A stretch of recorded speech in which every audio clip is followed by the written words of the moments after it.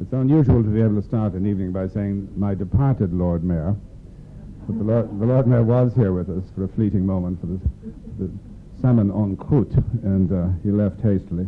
I'm not sure if that's a commentary on the cuisine or on the Lord Mayor, but ambassadors, ladies and gentlemen, we have a particular treat in store for us tonight, the Ireland Fund,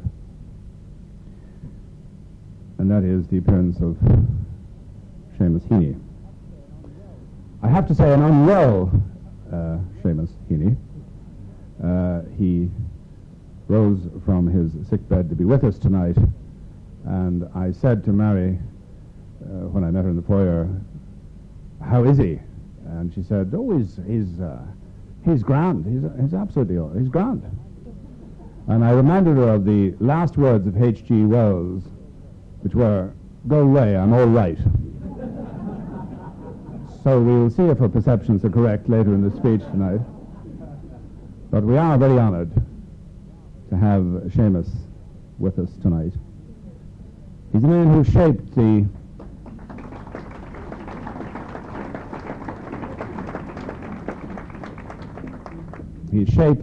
warp and weft and feel of this island home of ours. A man who's essentially understood the human drama and the tragedy of this island home. Nothing captured it more for me than in his poem, which in its essential contradictions underline the way that we understand one another in the tribal condition that we find ourselves. And the poem was, "Whatever you say nothing." And in it he said Ireland, land of hand grip, password, wink and nod, of open minds as open as a trap, where tongues lie coiled as under wick lie flames, where half of us, as in a wooden horse, are cabined and confined like wily Greeks, besieged within the siege, muttering Morse. And the man who has decoded much of the Morse of this wonderful country of ours is Seamus, and he will do so here tonight. But in a sense, the inspiration of the Ireland Fund 15 years ago when we first talked about it was another poet, a poet I think Seamus would equally doff his hat to, Patrick Kavanagh, and he was musing on the epic events of Munich in 1938 and contrasting that with the fierce squabbles for half acres of bare rock in the County Monaghan between the McDuffies and the McDades. And his lines went, 1938, he said, that was the year of the Munich bother. Which was the more important? I inclined to lose my faith in Ballyrush and Gortine until Homer's ghost came whispering to my mind. He said, I made the Iliad out of such a local row as this. Gods make their own importance. And it was so that 1 year later, God was very good to all of us because he gave us Seamus Heaney. And in 1939, Seamus Heaney was born. His gifts, abundant as they are, appreciated by everyone in the room, are with us tonight. For here's the man whose eye and whose ear and whose mind have shaped our perceptions of ourselves to our betterment. Ladies and gentlemen, I give you our greatest poet, Seamus Heaney.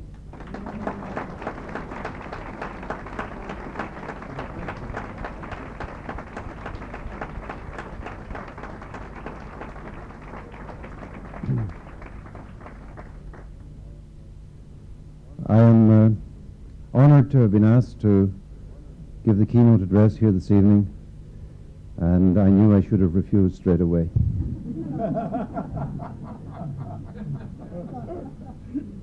However, in the if I might use just a small verse, not written by myself, I regret to say, but by my very good friend Bill Cole, who has written a great series of verses called River Rhymes.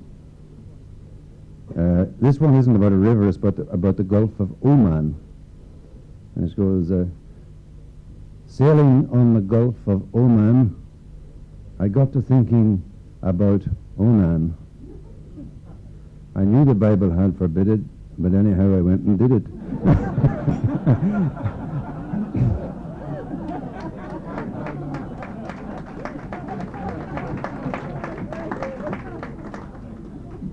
I should have refused.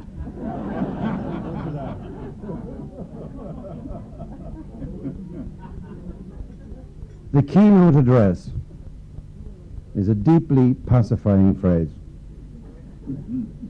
It has all the steadying effect of a word like keel or anchor or bedrock. It prepares you to feel reassured and confident. The very words of the keynote address operate like a booster shot to all your confidence systems.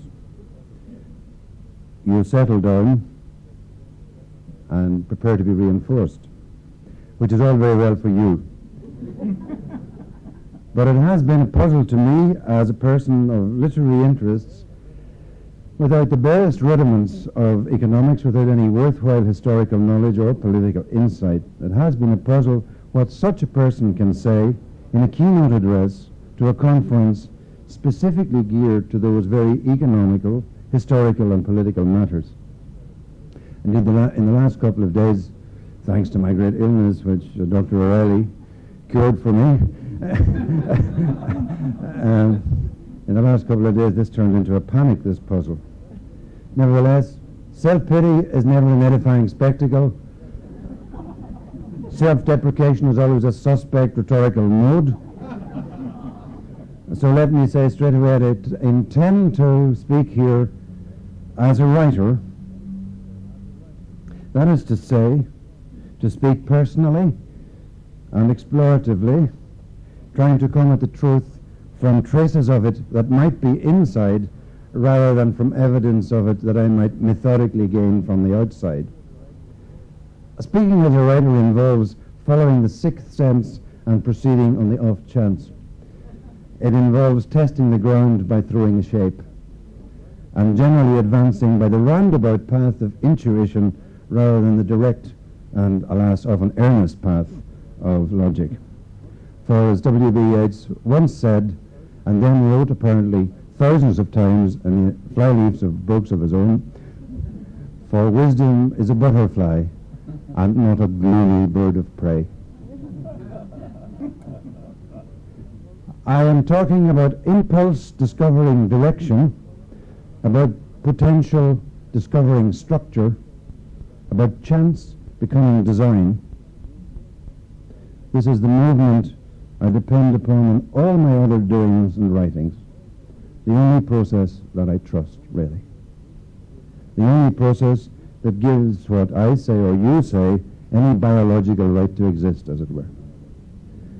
And I believe that it is the same process as that which the Ireland funds must be eager to identify in the multitude of projects which come to their attention and compete for their admirable and indispensable patronage. Creative work, whether it happens in the emergence of a lyric poem out of language or in the development of a community project out of local resources, creative work is like any other work. Work involves the moving of a certain force through a certain distance, as far as I remember from school.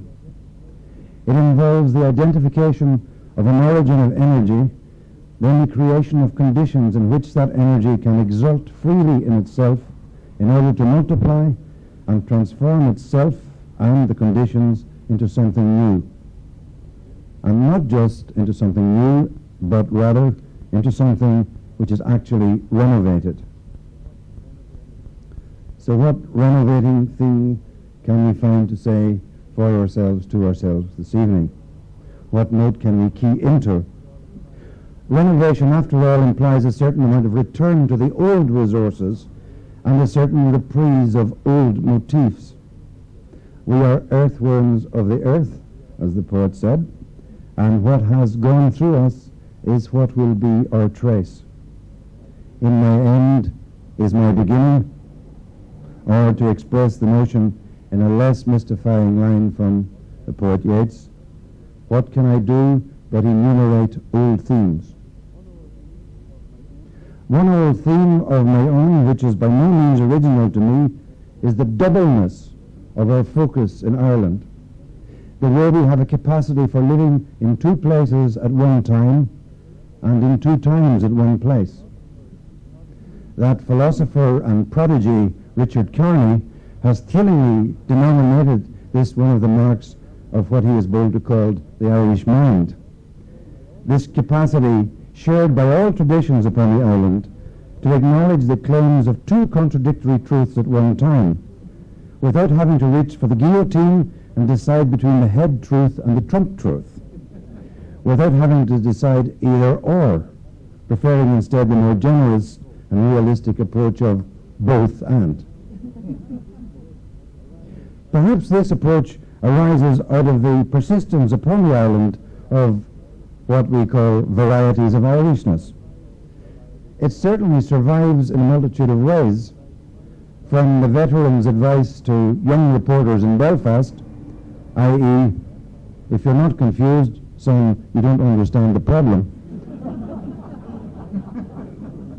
to my late mother-in-law's completely logical rebuke to one of her children who was taking more than her fair share of cookies or biscuits. There we are, two places, one, I don't know. Anyway, my mother-in-law said to these kids taking more than their fair share, if everybody takes two, there won't be one each.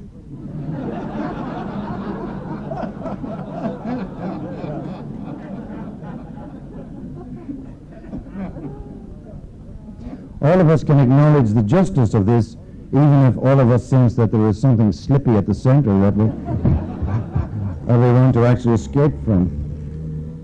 And that intellectual unease matches perfectly the social unease I felt when confronted with the doubleness of my own life 20 years ago in Belfast, when I was in a fish and chip shop on Tate's Avenue in Belfast, at a particularly tense moment, 1969, in a newly politically disrupted life of that predominantly Protestant suburb. I happened to have collapsed already in that time. I had been on television the night before in some kind of literary context, entirely unpolitical. And one of the lassies in this chip shop was a young girl from England, didn't know the danger she was walking through. So she said, "Oh," she said, "you're the Irish poet."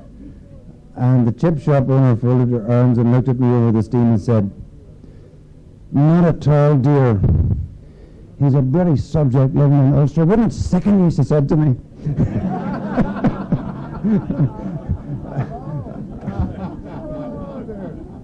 Of course I nodded.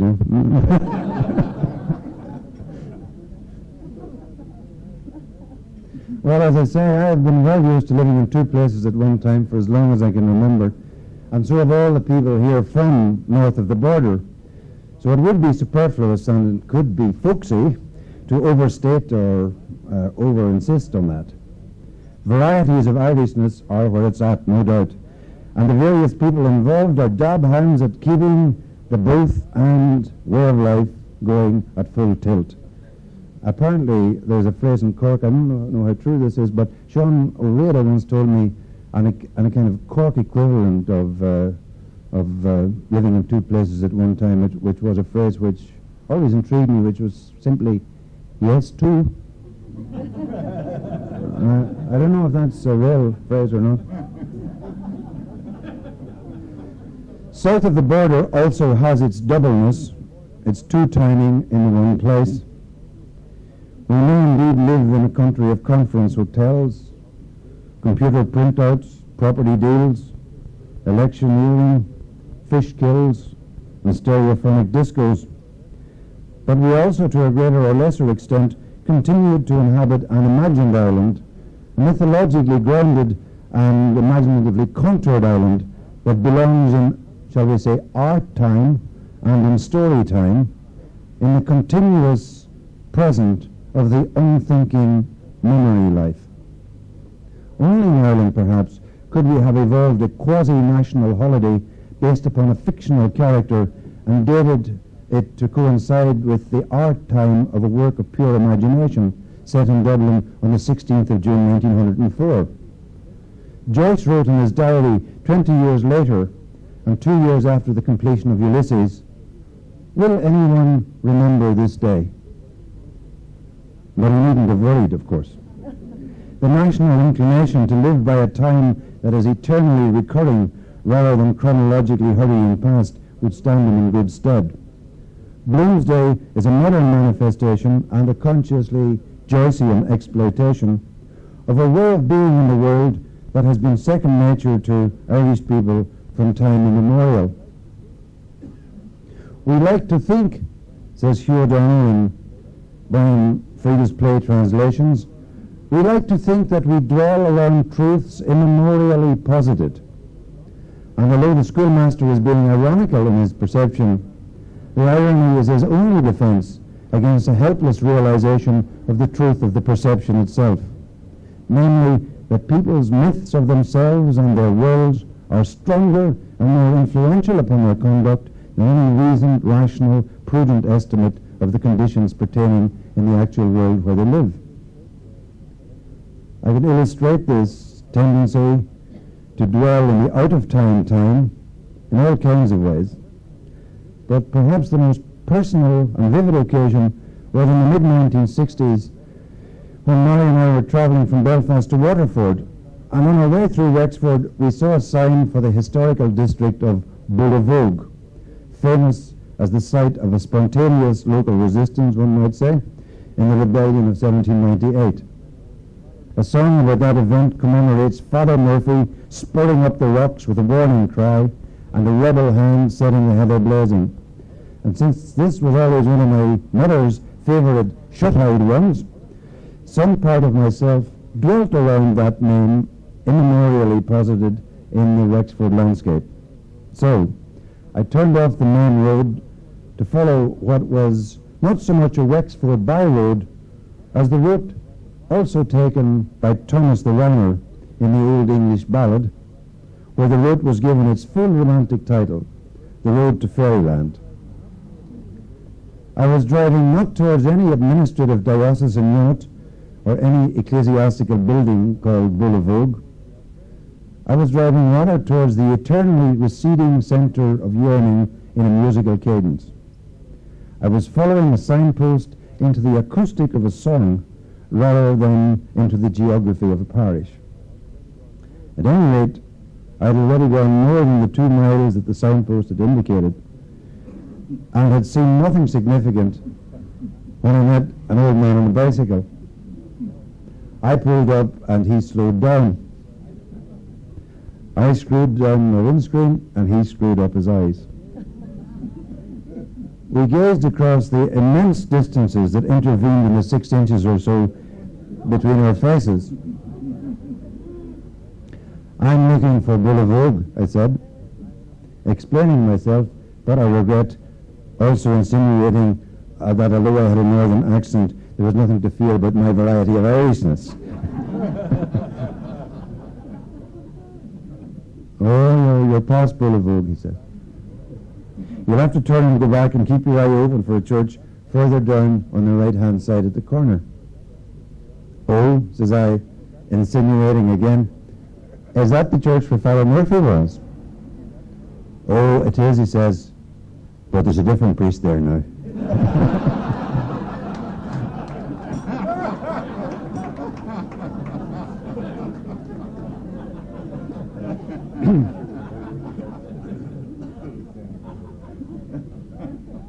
It was a fine example of poetic time being brought down into actual history.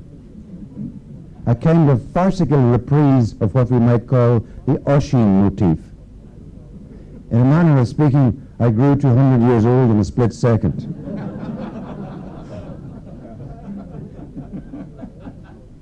My illustration, though, was less important than the psychic phenomenon which is intended to illustrate, which is the doubleness of the world we inhabit, and by extension, its bilingual nature. For there is a language proper to the eternal world that lies at that still previous point of our lives, and a language for the busy, efficient world that occupies the more hurried usual hours of our mornings, evenings, afternoons. Professor Prunchus McKenna has drawn attention to one delightful instance of these 2 languages in an account of a famous scribal tale piece which was appended to a 12th century manuscript of the Toynbee Cooley, and I shall come to that presently. But since we are in Cork, I think it proper to offer as well a local instance of the kinds of psychic phenomenon we are dealing with in this context. This involves the story of the Cork schoolmaster who was certain that 2 of his pupils were copying. But the schoolmaster was uncertain as to which was the copyist, as it were, and which was the copyee. So he kept the 2 kids in at lunchtime one day, set them together at a double desk, and set them a composition on the swallow. And after they got started and had written the first sentence or so, he separated them to different corners of the room, let them sit a few minutes, then took up their exercise books. And he knew his culprit immediately when he read the following 2 sentences. The first sentence read, "The swallow is a migratory bird," full stop. The second sentence read, "He have a roundy head."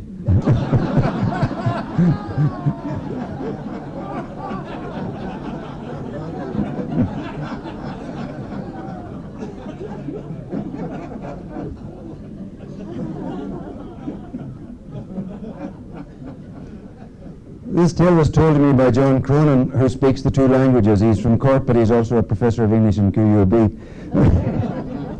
At any rate, when John Cronin told me the tale, I realized that it was a 2-sentence history of Anglo-Irish literature.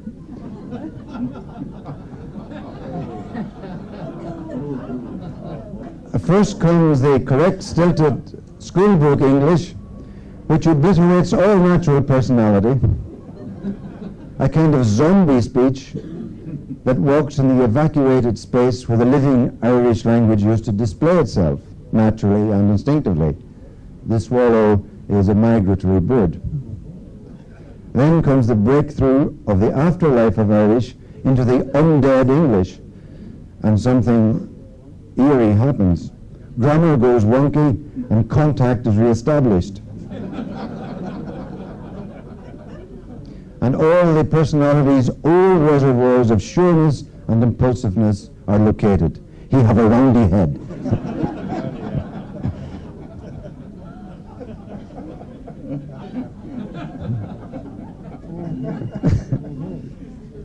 Wow, thank you very much. In the second sentence, we recognize an intelligence working in its element. In the first, we recognize an intelligence working out of its element. To work too innocently within your element, of course, may be to dwell in a disabling way within the circle of unconsciousness. Whereas to work too assiduously beyond your element may be to inhabit in a differently disabling way the circle of self-consciousness. But that's another story, and you're all intelligent people and you can draw all the morals you want from it. For the moment, I am simply interested in noting another example of the Irish psyche flitting like a bat between the light of a practical idiom and the twilight of a previous, remembered, sure place. So we go on to what that 12th century scribe wrote. At the conclusion of the long heroic narrative, the Toynbee Coolie, the cattle raid of Cooley, the scribe repeated in the Irish language, which was his mother tongue and the language of the story, the scribe repeated the conventional conclusion to such labours, a kind of grace after transcribing thousands of pages, which went in Irish, I don't have the Irish, it went in translation like this: "A blessing on everyone who shall faithfully memorize the time, as it is written here, and shall not add any other form to it." Now, Pontius McKenna, writing about this inscription in Richard Carney's collection of essays, The Irish Mind, takes up the story as follows. But then, that is after having written a blessing on everyone who shall faithfully memorize this, etc. But then, as if this abbreviated invocation of the story's magic potency had reminded him of its rank paganism, the scribe immediately deferred to Christian orthodoxy by adding another codicil, this time in Latin and pedantically formal, disclaiming any personal interest in or responsibility for the narrative which he had so faithfully transcribed. And this went like this: But I who have written this story, or rather this fable, give no credence to the various incidents related in it. For some things in it are the deceptions of demons, others are poetic figments.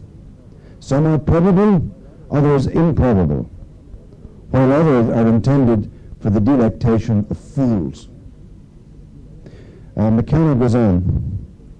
This nice instance of medieval diglossia neatly epitomizes the disparity between the cultural context of the two languages, Irish and Latin. On the one hand, we have to do with a culture which is coeval with the Irish language and received its verbal expression through it, first orally and then from the late 6th century onward, both orally and in writing. It is a mythopoeic culture, innocent of secular chronology and relating people and events in the past by reference to genealogical filiation or to the reigns of famous kings, legendary or historical. On the other hand, there is the Roman and international culture, which was introduced to Ireland with Christianity and the Latin language, and which extended its influence from the first half of the 6th century onwards. It is the creation of a church rooted in finite time by the central fact of incarnation and by its inheritance from imperial Rome. And in consequence, it brought with it to Ireland a view of time and history, of secular and sacred, of artistic and religious categories that was radically at variance with native Irish society. What McKenna is identifying as a crisis in the Irish consciousness in the 12th century has obviously been repeated in traumatic ways since, and in none more traumatic than in the shift from Irish to the English language. But in the last 50 years, the collision between an international culture and commerce and a native tradition and conservatism matches very intriguingly the pattern which McKenna traces home in his treatment of his chosen bilingual text.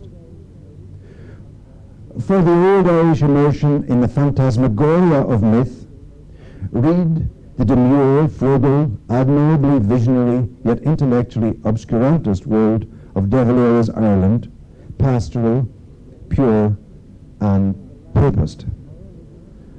For the Latin moralism and ecclesiastical organization of the 12th century church, read the rational, pragmatic spirit of Sean Lemass, Dr. Whitaker, the first economic plan, etc. Need I go on? Of course not.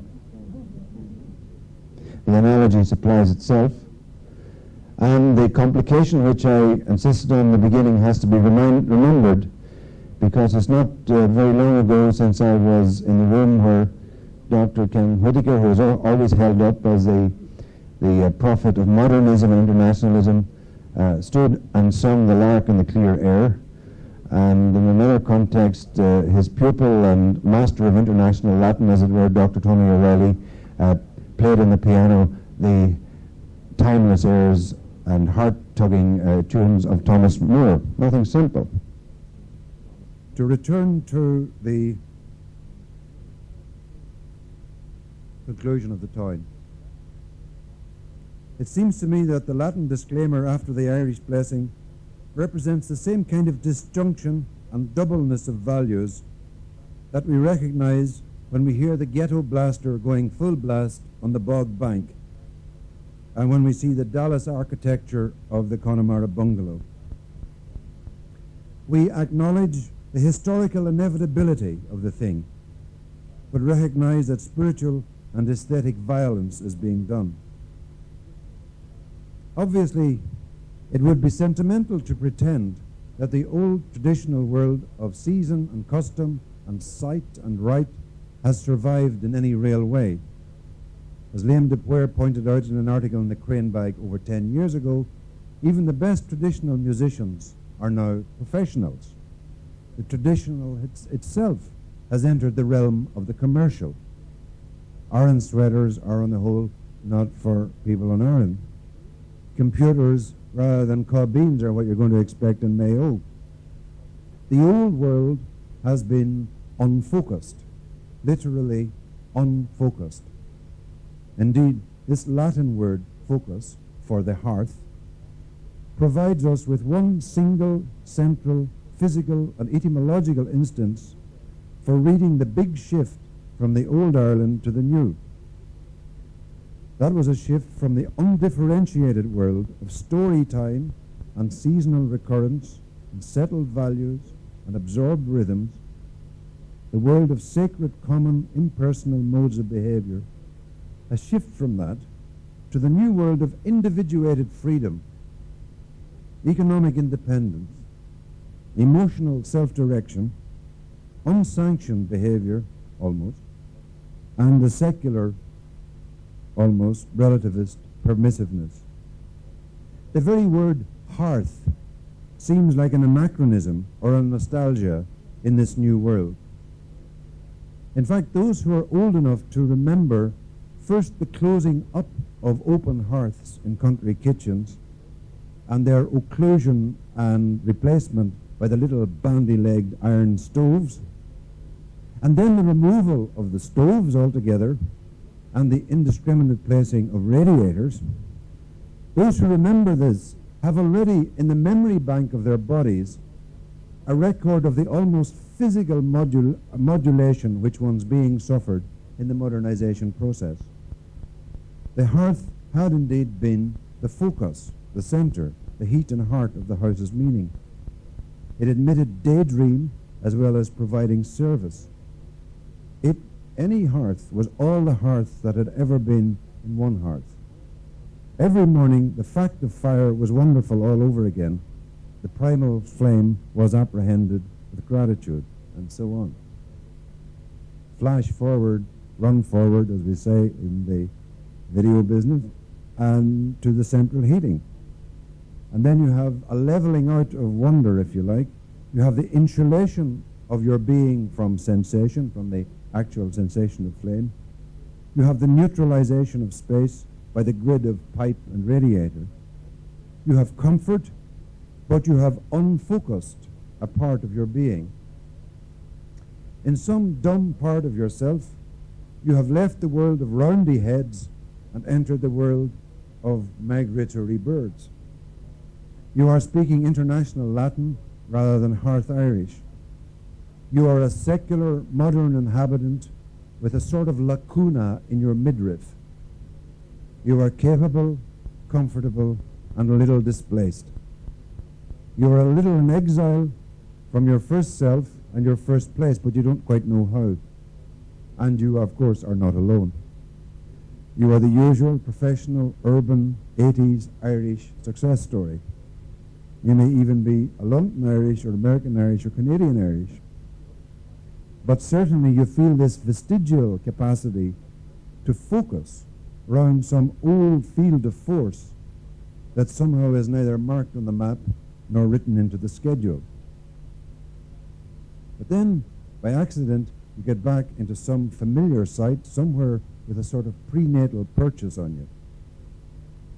This happened to me recently in a place where I simply lifted a latch, and in that instant of the old, cold metal touch, in the instant of that, in the slack, very pleasing scissor and slap of the latch mechanism, something unpredictably invigorating happened to me.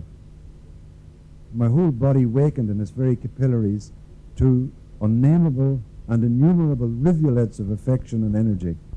A whole ancestral world flooded in on the lift of a latch, which persuades me that in all of us, no matter what the lacuna in the midriff, there is a stockpile of dormant energy.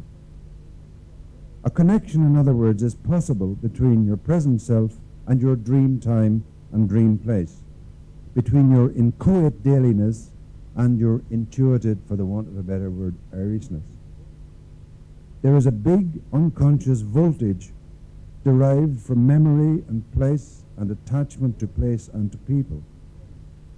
And all it needs is some transformer to make it current in a new, significant, and immensely volatile way. I am proceeding, as I promised, by intuition and by indirection from the inside, on the wing of metaphor and suggestion. but I still believe I am proceeding towards the kind of truth we would want to key into. For it seems we have here an analogy for the emotional structure of a modern, creative, patriotic action. A correspondence could be posited between the inner unsatisfied and unspecified excitements that my latch set off in me and the sharp desire that all of us occasionally experience to pay into an effort that would have renovative effects upon the unfocused yet beloved Ireland of the present, north and south. And just as one can find an energy source in the ghost life of a lifting latch, so one can base an intellectual and philanthropical project upon fidelity to some absent but intuited original Ireland of the affections and the imagination. And the more varieties of that Ireland there are, the better and the healthier the whole thing will turn out. So please understand that all my talk of bog banks and latches and hearths and visits to Bull of Vogue and auditions of folk speech in Cork and loyal speech in Belfast are not sighs for a lost Ireland. They are not, I hope, simply the usual cry, God, but aren't we the great old crowd? I intend them as little points of recognition and affection, but I want to suggest that it is upon exactly such chancy manifestations of affection and animation that we must build a work of meaning. Creative work, as I said in the beginning, is a matter of impulse discovering direction, of potential discovering structure, of chance becoming design. And what is exemplary about the members of the Ireland Funds and the work they do is the way they have combined their impulse to drive off the main road and enter the acoustic of the song world. They have combined that capacity with the capacity to plot the coordinates of the journey by employing the most advanced technology. They have the capacity to find Bull of Vogue by the exercise of technological navigational aids also. The Ireland Fund, and before it, the American Irish Foundation, successfully found ways of allowing its members simultaneously to live in dream time and to keep abreast of the historical moment. I know from long association with many of you that your impulse is affectionate, ancestral, local, and blessedly at times whimsical. But I also know and applaud the fact that your affectionate or ancestral or local or whimsical impulse does not exhaust itself in self-satisfaction. On the contrary, you have made that impulse exult and multiply and transform itself and the Irish conditions into something renovated. You have applied, as it were, the enabling power of your international equipment to boost and transform the operations of the Irish vernacular. And I might say in particular, I am aware of your long attentive interest in the work of the Field Day Theatre Company and of how valuable that has been to us over the years. There have been happy personal commitments among your members that have kept this connection vital, but there has been also a more general and benign concern which has helped us in our renovative design. The financial grants are, of course, a crucial part of the support that you give. But in enterprises like Field Day and many others that you support, in our enterprise anyway, it involves a touring of plays, and next year involves the publication of a 2-volume synoptic Field Day anthology of Irish writing from the 5th to the 20th century, a kind of Bible of the whole thing. In such an enterprise, the amplification of our note through having you as both a sounding board and a transmitter has been of vital importance. But if self-deprecation is no way to begin a keynote address, flattery may be a tactless way to end it. Much as I would like to pour the oil of eloquence upon the greatly deserving heroic head of A.J.F. O'Reilly, and play the bard to his ordinary. I will leave you instead with some lines by T.S. Eliot, lines which encompassed very chastely and very beautifully much of what I have been stumbling crookedly in pursuit of. They are lines which apply with particular force to Dr. O'Reilly's epoch-making service to Ireland and service in the world. They apply also to the purposes and functions of the Ireland Funds generally. And they apply to all emigrants and inner exiles of whatever variety of Irishness. They come from Eliot's 4 quartets from the section called Little Gidding, and they begin by considering what I have been considering too, the use of memory. This is the use of memory for liberation, not less of love, but expanding of love beyond desire, and so liberation from the past as well as from the future. Thus, love of a country may begin by attachment to our own particular field of action, but comes to find that action of little importance, though never indifferent. History may be servitude, history may be freedom. See, they vanish, the faces and places with the self which, as it could, loved them, to become renewed, transfigured in another pattern.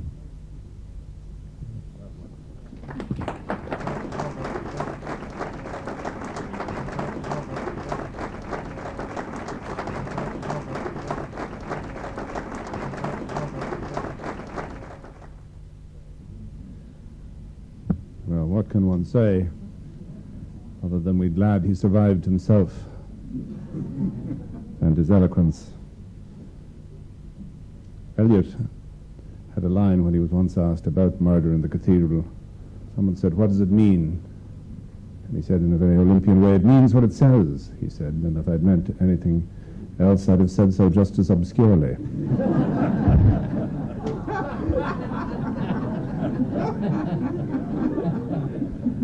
I think we have been lanced tonight. He has decoded our mythologies, and he has held up a rather uncomfortable mirror to our past and our future. We are deeply in his debt, and I think all of you evidenced it in your standing ovation for him. Truly, he do have a roundy mind.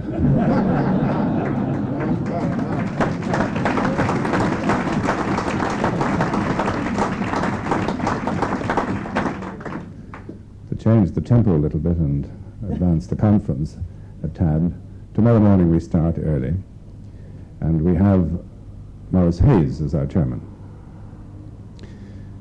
Seamus used the phrase the Ard Ri, the High King, and the High Kingship was grabbed last year in a naked